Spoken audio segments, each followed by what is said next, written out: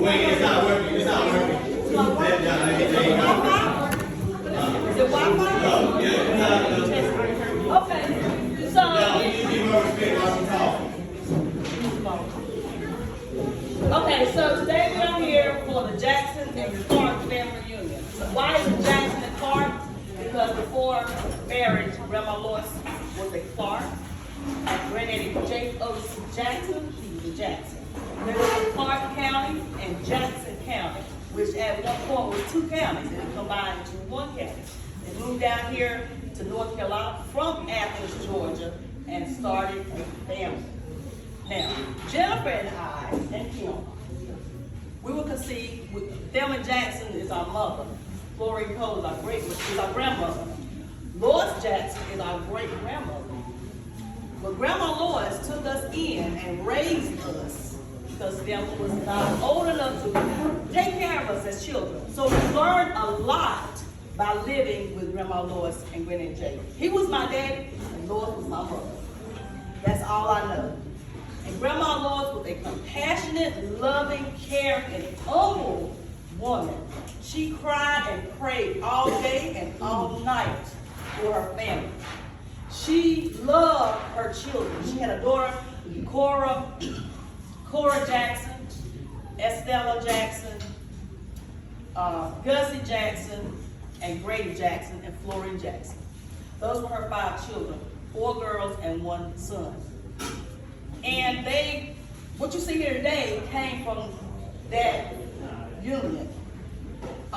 What I know is that Granddaddy Jay loved Lois. He loved her so much that he pursued her, jumped on a train, and came to North Carolina with her and her family. And he left all of his family in Georgia and South Carolina. That's how much he loved her.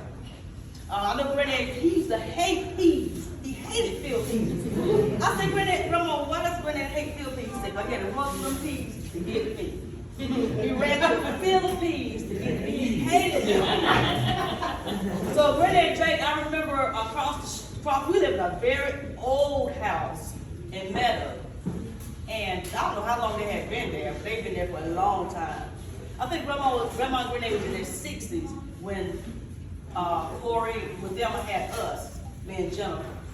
So I remember Grandma in her 60s. I remember her in her 60s. That to me, I just sat back one day and said, I like numbers. So I had to go back and calculate those numbers. I said, Grandma was in her 60s. I'm close to 60 myself. So she was still very, very young. I remember our house was old, but it was clean. Aunt Gussie, Aunt Cora, Aunt Estella, and Uncle Grady made sure that Grandma's house was of standard. They made sure that Uncle Grady made us break the yards in a single line, up and down. If it wasn't right, we had to go back and do it all over again. I said, I'm tired of doing this. But he made me a perfectionist. Aunt Gussie was a housemaker, she was everything. Aunt Gussie could sew, Aunt Gussie could clean, Aunt Gussie could paint, Aunt Gussie could cook, Aunt Gussie could raise children. She made all of my dresses for church. And she made sure that me and Jennifer and Kim had what we needed. I remember Aunt Gussie used to come to our house and we had 10 and 12 loads of clothes. We had to go all the way to the basket and wash clothes. We would wash them. Aunt Gussie would take those clothes and fold them with her hands, smooth them out like they've been ironed, pressed iron. And she would fold them just like they come out of the store. And I remember that. And that makes an impression on you. You have to realize that when you are taken care of by elders, you are raised. You have a certain standard in your life. And it makes you better. Aunt Cora was the sweetest. She was just a lady. She was a lady. I remember Aunt Cora coming to the house with her pink pastels on. And I said, oh my God, when I grow up, I want to wear pink pastels. That's what I remember about Aunt Cora. Aunt Estella was a perfectionist when it came to cooking. She loved Avon. She loved cooking. She loved taking care of her children. She loved the Lord. She loved praise and worship, and she was an humble woman. However, she would stand up for her family and her man. Clarke she was a fun person. She was the person that loved family. She wanted family to come together. If she saw something that wasn't right, she didn't mind coming to you, bringing you to the side and letting you know, hey, if you don't take care of this, X, Y, and Z is going to happen. You might get upset. You might get mad about it. But in the end, you knew that what she told you was going to come to pass. That I just know about Grandma. She always looked out for your future. She always wanted you to have the best. The Uncle Grady was a sport. Uncle Grady was a hard-working man. He was a farmer. He was a sharecropper. I remember seeing Uncle Grady go through the fields, the flowers, with his cigarette, with his hat on, and he always was clean. He always had the khaki pants on. He always had his nice shirt on. He always had his camels in his back pocket. Now, Uncle Grady got off from work on Friday, Saturday morning. He was down at the store, got him a package, and he was right for the night. He would hit Lois and Jake's house in Atlanta. Then he would go down to Aunt Gus's house. Then he would go down to Aunt Cora's house. And would end up at Aubrey's house. And rain down on him. However, he loved you and he wanted to see the best of you. He was a good man. He was a respectful man. And the people in the community respected him. I remember Uncle Ray would pull up in the yard. He would raise his motor. He would put it in the car. He would put his foot to the gas. And you can hear the car rocking and rolling, rocking and rolling. He said, Uncle Ray outside. Uncle Ray outside. But when he was left, if he got in an accident, which he did many times, he got an accident, the community would come together and get Uncle Grady, take him home on their knee, patch him up, get him out of the truck, and put him back to work. Every time. Let me tell you something. The sheriff, the Johnson County Sheriff Department, would never upgrade a ticket. They would never give a ticket. They would never take him to the hospital. They would make sure he was taken care of, and they would make sure he was back to work on Monday morning.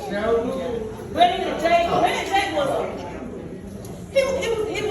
a calm and casual man. However, Uncle Red Jake loved to look good. I remember he had a two-bladed, old school swivel razor that he used to use. He used to use it with soap. And he would clean himself so good and powder himself down and make himself presentable. His overalls were pressed. He had on his Stacey Adams and his white shirt and his grill. And he was a good man. He loved buttermilk and coffee. He loved his fried chicken and his rice. Renee Jake was a good man. He was a respectable man, and he was a hard-working man. And that's what I can say about the beginning of this family. We come from a respectable group of people. We come from a respectable group of people, no nonsense, and about family. Like I say, we used to have family reunion. It was just a throw together and get together. But it was the Clarks and the Jacksons that would get together and have a great family reunion. And it was a real reunion. It was nothing but love and laughter.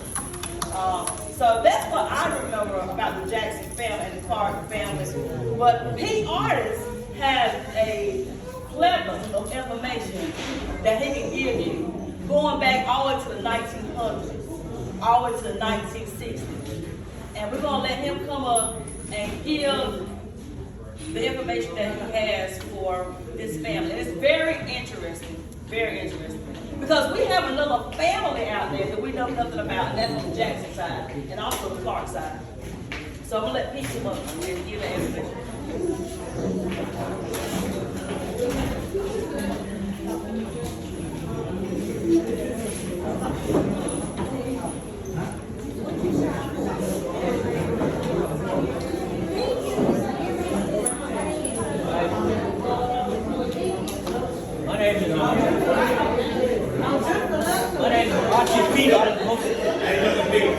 Hey, excuse me, y'all. Excuse me.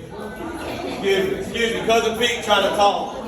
Before he talk, we are gonna take this 1 minute to remember our loved ones that passed.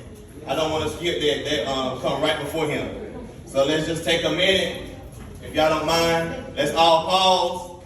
Stop everybody from moving. Don't allow nobody to leave out the door. We're about to take a moment to remember our loved ones. We don't have our calendar here. We're moving too fast. Forgot it. We don't ran out 4 times a day. Forgot to get the calendar.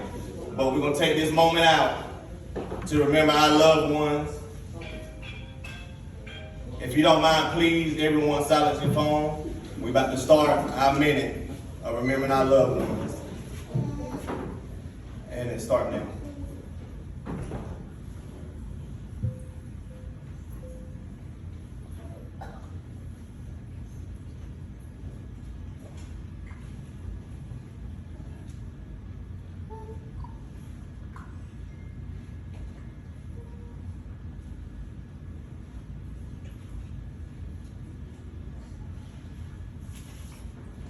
Now this time we're gonna have our cousin Pete come and give the biography on Clarke. Thank you, Cousin Pete. If y'all don't mind, please give him a moment to speak. Like I said, my name is Archie Pete Otis. Clarke Otis is her only son, and that's she's the oldest member of the Clarke Jackson family. She's born in 1929. She was in the household in 1930 census of Uncle Ernest, his wife, granddaddy, Dick Jackson, and the only child that they had was Clarke in the household, 1930 census. Right? Now I thought she wanted me to go back, south, but I can't go forward and go back south. Which way we don't want to go? Go back south? Go back south? Okay. Now, I did this research on the Clarke and Jackson family back in 2004. I had done the research on the Otis family and traced us back to 1732. We were free people of color coming out of Virginia down to the northern part of the Roanoke River area of North Carolina. But the Jackson family, I said, Mama, I'm going to do the work on your family. Is it okay? And so I was able to find a great deal about Granddaddy's family, although we don't know much about his relatives because they didn't come up here but a few. Those that came up here, uncle and so forth, they went to Winston-Salem. I used to live in Winston-Salem. They went up there into the tobacco market. Back in Georgia and that belt down there, and all the way up to North Carolina, they had a boll weevil problem. A boll weevil problem that killed nearly about 50% of the cotton crop. And that lasted for years, maybe 20 years. So a lot of these farmers back down there, the tenant farmers and so forth, began to migrate up north, where the tobacco belt was. Grandmama, granddaddy, grandmama, people, the Clarke family, came up first. Uncle Ernest was the one that got a job up here. He got a job in the warehouse in Belson. And then he got a farm that he was a tenant of Clarke on. He asked Grandma and her family to come up. They came up. Granddaddy had already met Grandma. He lived in Watkinsville, Georgia, which is right across the railroad track in Oakland County, Georgia. Clarke County on the other side. I mean, it was so close that he used to tell Thelma that he could holler and shake her hand if he wanted to. They lived that close. So he was talking to her and fell in love with her, Grandma. He wasn't going to let her go now. He wasn't going to let her go. He took off and left a family inheritance down there was equal to anyone. His grandfather, Samuel Jackson, was born in 1857. His wife was Caroline, 1858. He had a farm. He owned his home. He also had folks living in there, living in a pretty big home, a tenant, rent rooms out. He was an educated man. He could read and write. He could go by the census. The census will tell you all this information. Can he read? Can he write? Granddaddy, Mama said that Granddaddy told her that he was raised by his Uncle Grady. But information I got, he was in the household with Samuel Jackson. From the time he was born to the time he came up here. Now he might have stayed with Grady Jackson for a little while. Grady Jackson was born in 1897. Granddad and them named Uncle Grady after him. My mother Cora was named, now it's hard to say whether it was named after his sister or his aunt, because he had an aunt named Cora also, and he had a sister named Cora as well. I traced Samuel Jackson back to 1870, and he was living in Florida. I don't know what he was doing out there. A lot of people didn't go basically for jobs, but him and his wife Carolyn were living out there. Over there by the military base on the northwest of Florida. But by the 1880s, since he's back up. He's back up there in Albany County, Georgia. Now, when grandmama came to North Carolina, around about 1921, I think it was. Granddaddy came up a few years later, and they got married. I was expecting it was probably somewhere in the neighborhood of 26, I think, when they got married, 1926. Now, grandma's family, I couldn't find her in the census before 1920, but Amanda was her mother. Amanda, I found her in the 1910 census, living in Clarke County. She was living in a household there that she was, you took her to the house. House there. And Mama, y'all speak of Mama and Gussie, on this stuff, how neat and Uncle Grady was. Very neat in particular. My mother's extremely neat in particular. Too neat in particular. And almost to the point of obsession. You know what I mean? You can use obsession right and be very successful if you use it right. But if you use it wrong, it can die down. But anyway, I can see what it perhaps got the neatness from. It runs back a few generations. Mama said she started cleaning the house with grandma. And I'll tell you in just a minute what she did later on with her life. She went to school. She didn't start going to school to age 9. I'm sure like old people, oldest child in the family usually help the first out. She was helping grandma and read it out around the house and the children know. She didn't start to 9 years old. And she went for 7 years. She met my father, Otis, in Newton Grove. She was staying with one of her girlfriends over the weekend. And Daddy was the girl she actually went to see. And he felt, like mama, we felt mama. So we started dating shortly after they got married. Well, he took his brother with him up there, Uncle John. He like Aunt Gussie. Fell in love right away. They got married too. So Mama has lived right there on Otis family farm ever since 1946 with family members around. She had a sister right there on the farm, right next door. Aunt Florine that met the Cole family right down about a mile from the house. Family right there. And so the family has been awfully close because of the closeness of living and associating with the same kind of people. Same family people thing. Okay? And so like I said, Mama and Daddy had 5 children. Pauline, my sister, was the oldest. And I'm the next oldest. And we had 4 girls and 1 boy, like Mama, Randy. Vivian is the youngest. Thank you. They know I can't have signals. I refuse to wear less. But anyway, let's see. Well, I don't, like I said, Mama and Daddy farmed his land, and he tilled crops around him. What do you say back then, a pretty good size farm. Mama and Daddy were also successful at farming, a much difficult profession. They were very successful at that. Bought a house and paid for it, cash well in 2 years. How many people know can do that now? And he at one point in time, he was trading cars, buying cars about every 2 years. Mama stressed education with us. And Daddy did too. Daddy only had a 4th grade education. Mama 7th. They inspired us, made us go to school, we had to go to school. And we had to do well in school. The net result of that, all of us went to college, all 5 of us did, and graduated. Pauline had a bachelor's degree in education. Taught school in Winston-Salem and middle over here when she moved back down home. She was so good at her profession, she was teacher of the year in Forsyth County and also down here in Memphis. And me, I was a little bit slow getting started.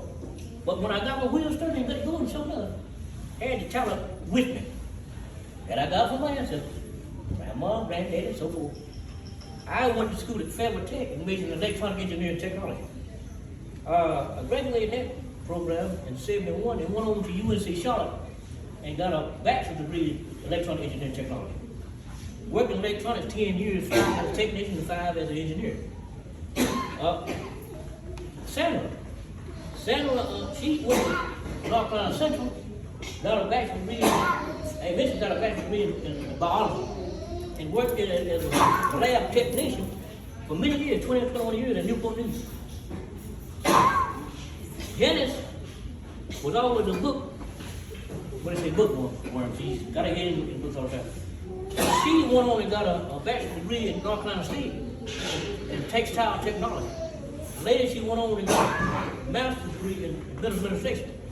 Business administration kind of run in the family. But when I went to school at Fairwood Tech, that's what I would have made, business administration. But I waited too late to apply for the program, couldn't get in. And so, and Vilma, the baby, she went to East Carolina to major in business administration, and she finished later on, but she got out and started managing restaurants. To now she manages CVS, one of the top 5 biggest drug pharmacy companies in the United States, perhaps the world. And she managed at one time 16 or 17 employees in the store. So she got a lot of business skills. I understand you manager. I talked to one of Murray's grandsons a while ago, and he's in computer science. He went to Shaw University, majored in computer science. Now he's got a good job doing that. That's great. I told him when I talked to him a while ago, I said, look, I've been analyzing families for a long time. Other families, other mine, and others. Usually they have a certain characteristic, all of them have, that goes down from generation to generation. The socks and mouth is prominent with the granddaddy and grandma. I don't know which one it is, granddaddy or grandma. Mama told me, grandma used to, when they be doing the homework, to look, ask your daddy. He would call. And so I've been trying to find out, did he go to college? Now, back then, a lot of times, he went to high school, he called college. But I don't know. I know he was a very particular man. Nearly all of us are like that. We can use that particularity to do anything we want to. Because that's what's going to lead to success, is sticking with something. Actually being obsessed with it. You're bound to be successful. Because you will not take no for an answer to no way. Now, when my father passed away in 1974, my mother went on a career of her own outside of farm, and she started working at, hey, this is nice. One day she had it right here. She was working over here at the elementary school, in the kitchen. And she worked there until 95, I believe, but during the same time, she was cleaning. She was working at Civitian cleaning at night, cleaning rooms and all. I was there. I was the engineering production department at the time. And then when Mother retired from the jail, with the same, she went to work at the jailhouse with the same kitchen, same home, doing the same thing. When she retired, they was telling her to sit down and take it easy. No, she started a little cleaning service, house cleaning service. Cleaning the house from Ford all the way down to New York. She won't sit still, won't sit still now. But Mama right now is she's pretty sick. She's not sick physically, but she's sick mentally. And I hate that. I pray for her also to get better, at least to be able to know her children and talk to her everything about know what she is. But it's a sad thing to have dementia. I don't know what I don't know if I had to go through that. I don't think I can take it. But anyway, she lives on the farm. I don't next to me, I don't cross the road, and I try to look at her the best I can. And I don't know how bad it's gonna get, but I don't intend to put her in a home because she don't want to go there. Amen. She's not very social. Again, that's another trait of Jackson and Clarke background. We ain't the most social person in the world, but I'm just telling you the truth. That's what I know. The artists on the other hand, they're really outgoing. 2 hours, in fact. But anyway, my mother has done quite a bit with the celebrating, and she don't waste no money. You take care of money now. Take care of money. Only thing I see her buying that's extra, maybe a little bit on the spur side, is clothes. She like looking nice. I know you said a while ago that she was looking nice one time and you wore the clothes she had on. But anyway, that's the way she wastes a little money there. But I done told you the history of my mother, you know, and also what I have. I got some more stuff I can say about what I found out, but it's not no ways as much as I would like to know about grandma. I understand that the word of mouth, the local word of mouth, is that grandmother's father was a Caucasian white man, and Amanda is actually buried not too far from here. She's probably about 3 miles from here on Highway 301 at the cemetery, Evans Cemetery on our road. Amanda is buried there. Mother. And a little bit of history, I'm glad, Mark, I don't need, sometimes you kind of intuitive. But this place that y'all, this union is on right now, used to be owned by some of our people on the other side. The land, that is. When the developer started town in Ford, at the request of the railroad built a town right here. And so he bought 200 acres from Willis Evans. And he was a person of color. He was tri-racial. I know how they were. I researched my family. These same people we are.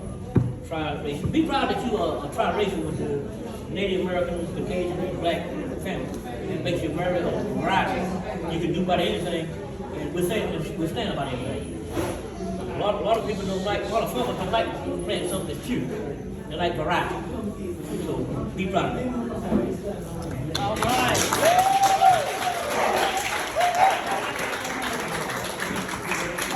And we're gonna switch it up a little bit. We are about to go ahead and start eating, you guys. Excuse me. We're not gonna all jump up all at one time and go get the food. We're going in order by tables so that it be faster. Not only will children be first, but also the elderly too. So you know what time it is. You know if you're elderly, go ahead and get up. Go ahead and start getting your plate now. You got every right. And children, go ahead and start lining up, please. After these children, we're going to start with the 2 back rows first. Core family and Uncle Grady family. Core family first, then Uncle Grady. We're going to work our way up. Oh.